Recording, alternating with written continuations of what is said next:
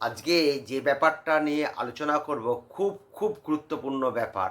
প্রত্যেকটা ছাত্র ছাত্রীর কাছে খুবই গুরুত্বপূর্ণ ব্যাপার। সেটি হলো একটি মানবিক আবেদন আমি ছাত্র ছাত্রীদের কাছে রাখব। তার আগে দুই একটি কথা বলে নিই।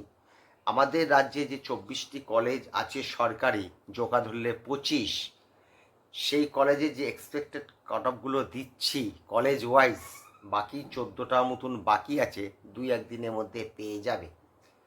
এবার ছাত্রদের নম্বর অনুযায়ী তারা একটি কলেজ চয়েস করে, বা চয়েস তালিকায় সে পরপর সাজিয়ে দেয়, একটা কলেজ পেয়ে যায়। অনেক ছাত্রই তাদের চয়েস করা কলেজ থাকে। কিন্তু একটা জিনিস বলছি, কোনো একটি ছাত্র হয়তো 16 নম্বর কলেজটি চয়েস করেছে, নম্বর বলে তো হয় না, লাস্ট ইয়ারে চয়েস তালিকায় সে হয়তো 16 নম্বর জায়গাটা পেয়েছে, তার সেটা পছন্দ, সেই দেখা গেল সেই কলেজটি এবার 14 নম্বর তালিকায় চলে গেল। সেটা তো রেজাল্ট বেরোনোর পর বোঝা যাবে, আগে তো বোঝা যায় না। বা 17 নম্বরে চলে গেল, তাহলে কিন্তু তার কাট অফ 2-3 নম্বর এদিক ওদিক হয়ে যাবে। ইউআর ওবিসির মধ্যে 2-3 নম্বর এদিক ওদিক হয়ে যাবে একটি কলেজ আপ ডাউন হলে, আর এসসি এসটিদের মধ্যে সেটা 4-5-6 নম্বর এদিক ওদিক হয়ে যাবে। এই জিনিসটা তোমরা মাথায় রাখবে।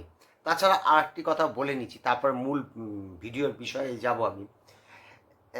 আমি এসটি 285 নম্বর, আমার কি ফার্স্ট রাউন্ডে হয়ে যাবে?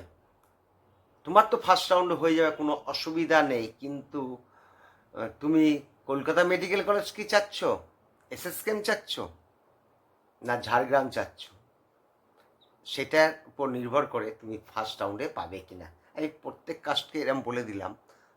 ধরো জেনারেল কাস্ট, সে 540 পেয়েছে, তার ফার্স্ট রাউন্ড হবে কিনা তার চয়েস ফিলিংয়ের উপর নির্ভর করে। সেই ছাত্রটি যদি একটিমাত্র কলেজ দেয়, ধরো সাগর দত্ত দিল বা এসএসকেএম দিল, তার তো নিশ্চয়ই 540 হবে না ফার্স্ট রাউন্ডে।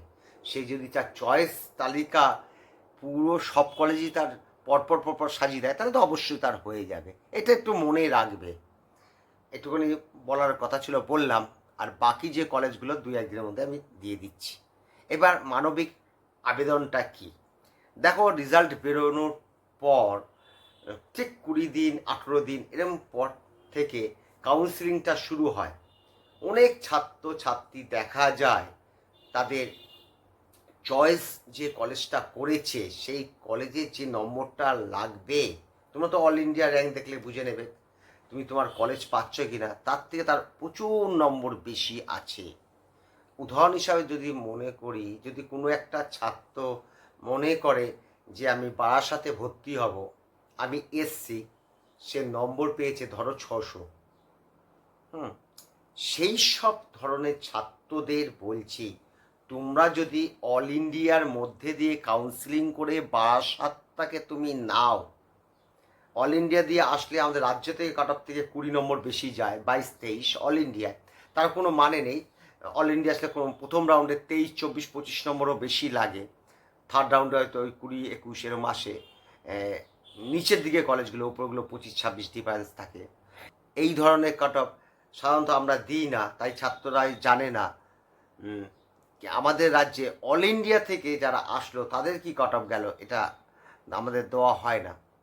তাহলে তুমি সেইভাবে যদি নাও, তাহলে হলো কি, আমাদের রাজ্যে যে কটা সিট আছে সেই সিটগুলো কিন্তু খরচ হলো না। তুমি যেহেতু অল ইন্ডিয়া থেকে নিয়ে নিলে, ওই 15% থেকে তুমি যেহেতু সিটটা নিয়ে নিলে, সেই জন্য আমাদের রাজ্যে একটি সিট বাঁচলো। যে ছাত্র বর্ডার লাইনে রয়েছে তার কাছে ওটা কি হতে পারে ভেবে নাও। এইভাবে যদি আমরা অন্তত 15-20-30টা যদি সিট বাঁচাতে পারি, তাহলে এই সিটগুলো কিন্তু আমাদের রাজ্যের ছাত্ররাই পাবে, এবং আমাদের রাজ্যের ডক্টরের পরিমাণটাও বেড়ে যাবে। এই মানবিক আবেদনের মধ্যে দিয়ে তোমাদেরই এক বন্ধু, সে হয়তো এত দরিদ্র, সে প্রাইভেট মেডিকেল কলেজে ভর্তি হওয়ার মতন তার টাকা নেই, হয়তো 4-5টা ড্রপ হয়ে গেছে, সে এইভাবে সিট পেতে পারে। দেখো না চেষ্টা করে, যদি অল ইন্ডিয়া দিয়ে তোমার যদি হয়ে যায়, হ্যাঁ, তো তুমি না হলো তখন তুমি রাজ্যে এসে কাউন্সিলিংটা করতে পারবে। এইভাবেও কিন্তু আমরা ছাত্রদের পাশে দাঁড়াতে পারি। এ- এইভাবে তো আমাদের সিট বাঁচানো যাবেই, এবং আমাদের রাজ্যে যে সিটের যে কম আছে সেটাও কিছুটা হলেও পূরণ করা যায়। প্রতি বছর কিছু কিছু ছাত্র কিন্তু অল ইন্ডিয়া দিয়ে ভর্তি হয়ে যায় এবং তার পছন্দ কলেজটা নিয়ে নেয়, তাহলে তাহলে তার পড়ার সময়টাও 2 মাস বেঁচে যায়। কেন ফার্স্ট রাউন্ড থেকে থার্ড রাউন্ড প্রায় 2.5 থেকে 3 মাস লাগে। গতবার প্রায় 5-6 মাস লেগেছিল। কলেজটা যখন শুরু হয় সে প্রথম দিন থেকেই সে কলেজটা করতে পারে। এগুলো তোমরা নজর রাখবে, এটা একটা মানবিক দিক। যদি এইভাবে একটি একটি বর্ডার লাইনের ছাত্রীদের যে কি কষ্ট, সেগুলো তুমি যদি একটুখানি ভাবো, এটা অনুরোধ রইল তোমাদের কাছে।